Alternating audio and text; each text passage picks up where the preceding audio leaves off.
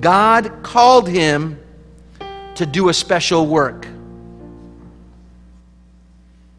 Once a true man, an honest man, and a man doing the will of God. But the Bible depicts Balaam as once being a prophet of God. In this story, you will see that the Bible depicts him as being in apostasy.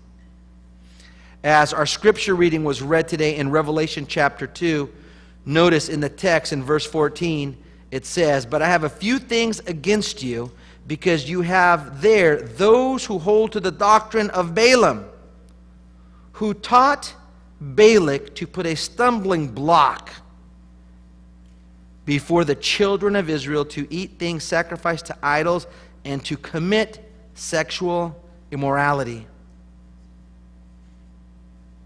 Notice, Balaam, a prophet, teaching the enemies of God's people how to have God's people stumble. Stumble.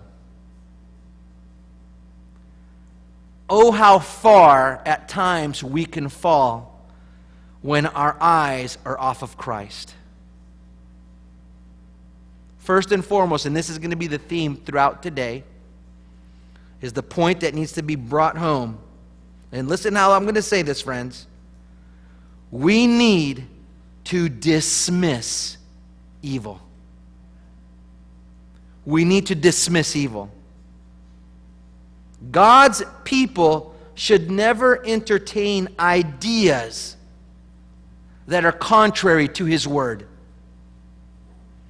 God's people should never consider placing things and coming up with ideas and schemes to have one of God's children be hurt. There is no place, let me be so bold as to be able to say that we should never give thought in this area. And this is very important because I'm going to share with you, and I think this is a theme that you guys have known throughout my tenure here at Antelope Hills. God is not going to do for you and for me things that we should do ourselves. That's a straight up truth. If someone is intent on doing something evil, God is not going to intercede and stop you from doing that, because what comes from the heart, what comes from the mouth comes from the heart. What comes from the heart comes from the mind. And it reveals to the world and to the universe what is inside of you and what is inside of me. Yes, there can be people do acts of love and mercy for selfish reasons. There can be people serving the Lord for selfish reasons. Overall, though, I think you and I are wise enough to be able to know when you see someone serving, knowing if they're serving God from a thankful heart. Can you say amen? You can see that because over time, things will be exposed. If someone is not serving God out of a thankful heart, you'll see circumstances begin to get rough, arduous, and difficult, and a person ends up throwing their hands up in the air because they were doing it for the wrong reasons. When you're doing it for God, you can be assured that God is with you. Can you say amen? How many of you remember what God told Cain after he accepted Abel's sacrifice but did not accept Cain's sacrifice? It comes in verses 6 and 7 of Genesis 4, and I'm bringing this up because this is real important how God works for us to understand. Cain's sacrifice was not accepted. Abel's was. Abel gave from a grateful heart. Cain came from a presumptuous heart. God did not accept it. And look what God does here to Cain. He goes to Cain in verses 6 and 7, and he says, look how beautiful this is. God comes to him. We're talking about amazing grace, right? How many of us, in fact, let me add here, since we're here and we're hearing the spoken word and I'm preaching this morning, how many of you could say ultimately in your life that if God was to give you ultimate justice, that you and I could not breathe another breath? Right? right? Through God's mercy, He extends us an opportunity to gravitate, to see Him in a way, to see His character in a way, so that truly we become transformed. That is the gospel. So notice in verse 6 and 7 of Genesis 4, God comes to Cain, who deserves death. Why are you angry? Why has your countenance fallen? Notice what he says here. If you do well, if who? If you do well. If you do well, will you not be accepted? And notice what he says here. And if you do not do well, sin lies at the door. And its desire is for you, but you will rule over it? What does it say? You should rule over it. Notice God is giving him, Cain, the opportunity to reveal what is deep down inside his heart. God is saying you should. If you do good, you will do good. But if you don't do good, sin lies where? At the door. Sin lies at the door. When someone goes out and murders someone, it usually does not take place just on the spur of the moment and no thought process that has gone to it. There's usually been a thought process.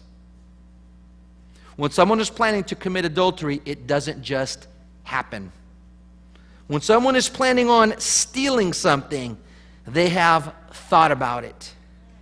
When someone willingly bears false witness, there are some people that have done it so many times that yes, it is a part of them, and they may not even in their minds understand, have a concept of how many times that they have done it. Usually though, if you've been around someone who's sensitive to the Lord and someone bears false witness, they have ran this in their mind and thought about it. When someone covets and they really begin to covet, they've been thinking about it. Balaam should have said to these people, bye-bye. When they came to him, the first thing he should have said is, see you later. Let me ask, how many of you have had friends or people in your life that you know that have led you at one time in your life down a wrong path, that when they came to you, you should have said, I'm done? There are toxic people in the world. And as there are toxic people in the world, I will share with you that yes, if you have the opportunity and God leads you to minister to them, you should minister to them. But if you have toxic people in your life, there are times where God basically says, you are not strong enough to minister to them. I'm going to bring someone else to minister to them. You need to kind of stay away. You need to stay away. And I think sometimes what listen how I'm going to say this, I think sometimes what happens is we have these close people in our lives, and it's sometimes hard to push them away. And so we keep these connections with people that we shouldn't be connected to. And I will tell you, sooner or later, if you have a toxic person in your life, you yourself will become toxic. You yourself will come to a place where you will start seeing the behavior you once saw in your friends begin to live in you. I never recommend someone who was an alcoholic and they give their lives to the Lord to go back to a bar and hang out with their friends. I would not tell someone who is a meth addict or a drug addict that they should go around their friends who are meth addicts and drug addicts and hang around their friends, because usually what will take place is that temptation will begin to grow and grow and grow till the person is swallowed up. Balaam should have said to the people, what you are asking of me is wrong. I cannot curse God's people, for God has blessed them, and if He's blessed them, I can't do anything else. The key word, the key phrase I want us to think about and ponder today is we need to dismiss evil. When we do not dismiss evil, when we do not dismiss sin, when we choose to entertain evil, sooner or later, we will be swallowed up by the evil. When we indulge ourselves in an area that we know that we shouldn't, through time, it will become a stronghold for Satan. Let me explain something. We've talked about this before, and many of you know this. If we had it here today, an illustration, and I had someone come up, our deacons, and they brought dental floss, the really good stuff, and I stood with my arms down to the side, and they did one wrap around Pastor Mike, or two wraps, I could pretty much with my own strength break that dental floss that's wrapped around me. But if they were to do 10,000 wrappings around me, and I know some of you have seen how strong I am, there's no way I could break through the 10,000 wrappings. You know why? Because sooner or later, those wrappings will position me in a place where even in my own strength, I will not be able to break away. And sometimes what we do in our own lives is we put ourselves in harm's way, and next thing you know, the enemy begins to wrap around us 2 or 3 times, and we see that, but we think that we can play with the fire. Oh, come on now. We think that we could touch the stove and not be singed. But then what begins to take place is the enemy begins to start wrapping around us 5, 10, 100, 300, 4,000 times. And next thing we know, I'm going to share with you from my experience as a pastor, my experience of counseling people. In fact, last night, friends, I had a couple that came over. They were in a dire situation. I had to, late in the evening last night, I did a counseling session for 4 hours because there were so many issues involved. Flags came up in the beginning. Flags really weren't addressed. So the couple now has gone for several years, and guess what? You think the issues have gotten bigger or smaller? They've gotten bigger. And the bigger the issues get, the harder they are to deal with. The harder they are to deal with. We have talked about this before. Those of you that have animals, those of you that have dogs, and you take them for a walk and you put them on a leash, and I pray that all of you do. I can't stand when I'm somewhere and I'm walking and a dog owner takes his dog off the leash. Drives me crazy. The law says it's against the law. You have that leash and you let that leash go out 200 yards, and then you try to reel that leash in. You know how hard it is to bring that dog in? But if your leash is only 5 yards, it's pretty easy in that situation. We so many times think that we can dabble. How many of you have seen people that thought at one time or another that they can dabble with an issue that they should have said no to from the very beginning? You and I both know, we know people who from the very beginning that we see a situation and we say to them, get as far away from this as you can. Don't get close to this, take your distance. And we tell the people this, and you know what? Might be your children, might be a spouse, might be a friend, might be a brother or sister in the church, might be a coworker. And we tell them, don't do this, and next thing you know, they dismiss what we've said. Notice they dismiss. How many of you know people that will dismiss the good and embrace the bad? You know what I'm saying? There's some people that are just that way. And next thing you know, they're caught up in a web that they don't know how to get out of. Several years ago, James Dobson did a book on adultery. And one of the things that he said in that book, and as he did so much research for the book, he said he noticed by the time a man or a woman, if they were married, and by the time they went if they went to eat somewhere, to eat with someone, that in their mind they already had made up, if the situation was to arise, that they would cheat. Think about that. Think about that. Predisposed. Thinking, you know what? I can go out to just have lunch or dinner with someone.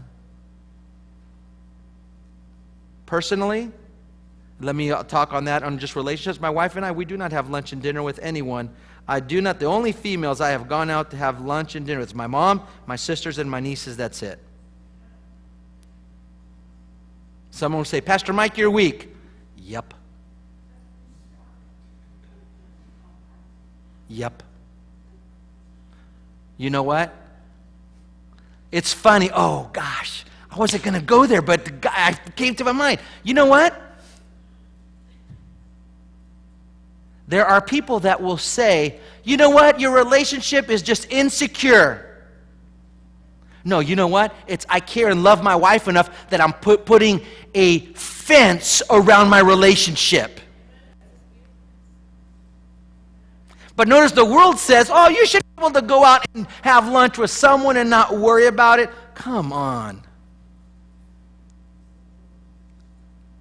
You have to be very careful where that leads. How many of you that are married like it for your spouse to go out and have lunch with all of the coworkers of the opposite sex? None of you like it. Listen, I worked at UPS, male-dominated workforce area. When a girl came in, she did not necessarily need to look like Miss America to get the attraction or the attention of guys. And there's an old saying, guys know guys. And women know women. In fact, it's fair to be able to say that I've known situations where women know women, and I've had someone come and say in counseling session, I knew that this wasn't good by the way she held herself. A woman can look at another woman and know if that woman is attracted to her man or not.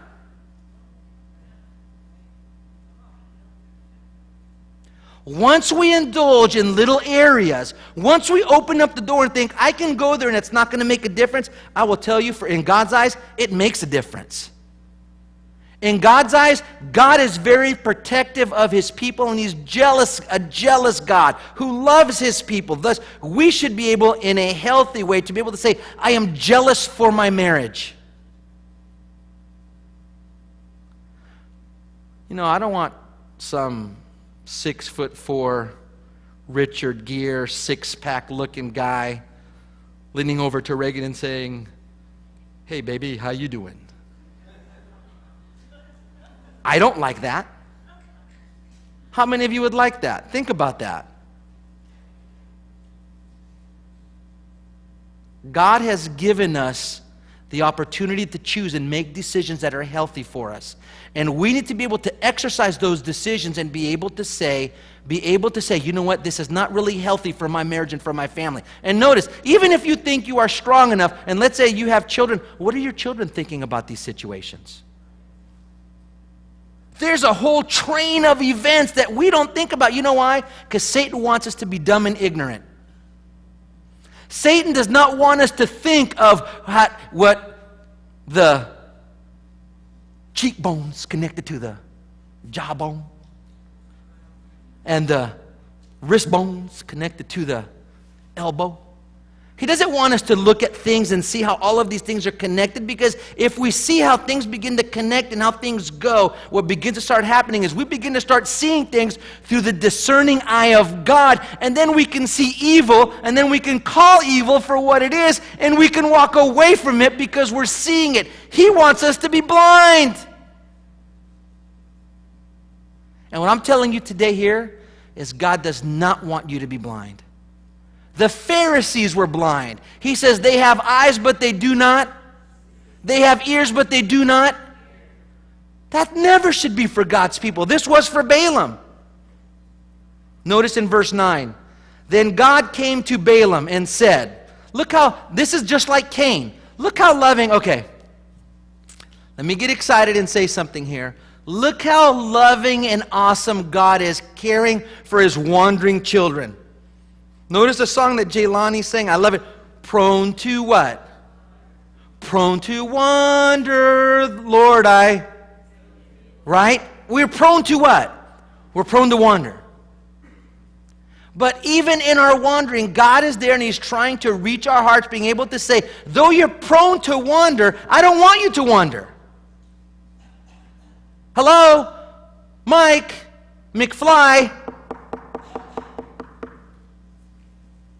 Then God came to Balaam and said, who are these men?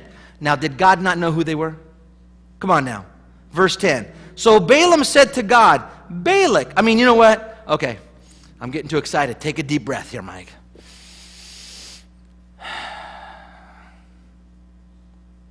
Whenever God asks a question, you need to beware. He already knows the answer. When the policeman pulls you over, when the policeman pulls you over and says, hey, Eduardo, how fast were you going? And notice, I think I was going between 35 and 40, somewhere there. Once you begin to start taking stabs and not telling the truth, you're done. This happened to me several years ago. I was on the way to visit Sam Lockerbie. She was at Mercy San Juan. That same day, I was leaving to go to Leone Meadows Pastor's Retreat. I was jamming to go see her, to come back home, to load up to go to Leone's Pastor's Retreat, and there's this little sneaky, like this, a sneaky stop sign. Nothing sneaky about it. I pulled up, but as you pulled up, the street over here that was perpendicular to it, you couldn't see around the corner. And those of you that are clever drivers, you kind of know where the cops usually wait on the freeway and in the side roads. And so I pulled up and I decided to do a California stop, which is tap your brakes, kind of go on. And I went up to it and I kind of tapped the brake. I'm in a rush. My mind is thinking, I got to hurry up and do this. I'm not taking my time processing everything. And I remember I tap on the brakes, I go on, and I look to the side, and guess who's there? He pulled me over, and he's pulling me over, and I'm like, okay. He's walking up, and he goes, sir? He goes, can I see your insurance? Pull it out. Can I see your ID? He goes, did you know that you did not stop at that stop sign? And I'm sitting here, here's where the rubber meets the road for Pastor Mike. I'm like, Lord, I totally failed you. Be merciful unto your servant. And I look at the policeman and I said, yeah, I totally just tapped on my brakes and went. And he goes, yeah, that's exactly what you did. And he's getting ready to walk away, and I did my plea.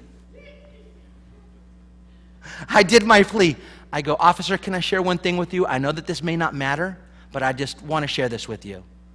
I go, I told him that I'm going to see a member at San Juan. I have to come. I'm in a big rush. And I said, I apologize for missing that. I know that I deserve a ticket, but I ask if there's any opportunity for leniency on this. I'd really appreciate it. He goes back to his car. And I'm going to tell you, I think they can pull every information up from you, even your grade when you were in high school, right? So I'm sure they went back there and he wanted to see, was this guy telling me the truth? He came back to me and he goes, sir, he goes, gave me my insurance and ID back, and he goes, you know, you need to be really careful. Don't be in such a rush. I'm going to give you a warning this time. I did not want to endure a $400 ticket. I could use that for fishing lures, not for paying tickets. Notice, who are these men? So Balaam said to God, Balak, the son of Zippor, the king of Moab, has sent me to Egypt, and has sent me saying, look, a people has come out of Egypt. They cover the face of the earth. Come now, curse them for me.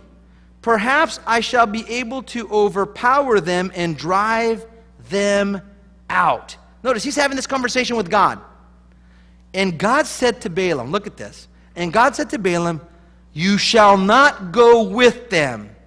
You shall not curse the people, for they are blessed. Now, Balaam already knew this. So Balaam rose in the morning and went to the princes of Balak and said, go back to your land. The Lord has refused me to do what you want me to do.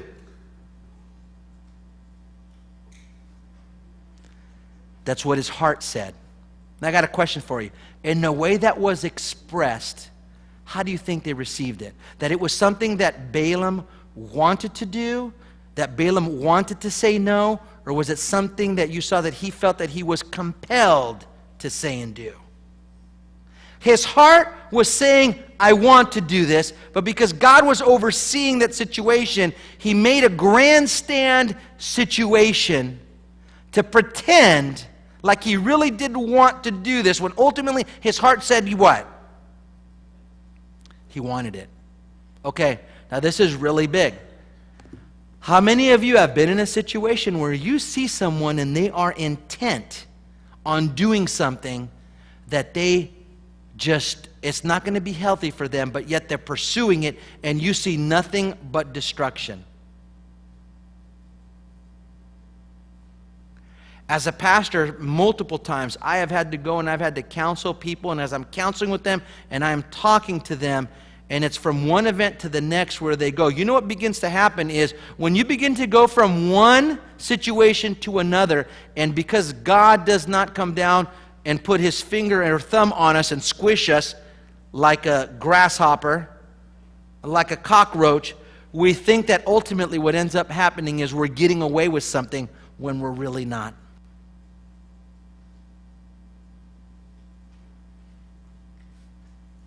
Have you ever seen, you tell your children something?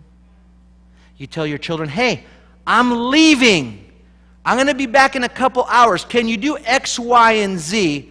And then you're like coming home and you notice that they heard the car in the driveway and X, Y, and Z is just getting done. Like right then and there. And this can happen in the workplace as us as adults, and sometimes this could even happen at the church when we absolutely, when our heart is intent on doing something and we are pushing away the good and we're embracing the bad. When we come across situations where we need to say no, we need to be able to say, I'm going to dismiss evil. This is wrong, and I'm not going to participate in this.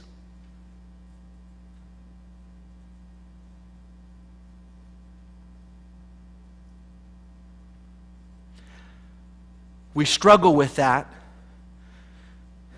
We struggle with that because we think that we're going to either hurt someone's feelings or there's diplomacy that we can do this and not hurt someone's feelings. Do you realize there are times, how many of you, when you've read your Bible, that Jesus spoke the truth, and if Jesus spoke the truth, he did it the perfect way to do it, how many people embraced it? Very few, right? Most people pushed it away. The Pharisees were, Jesus couldn't say it, Jesus said it perfectly, but for them, it was going against what they wanted to do. Thus, it didn't matter how and when, what Jesus said. Ultimately, they were intent on what? Doing the wrong.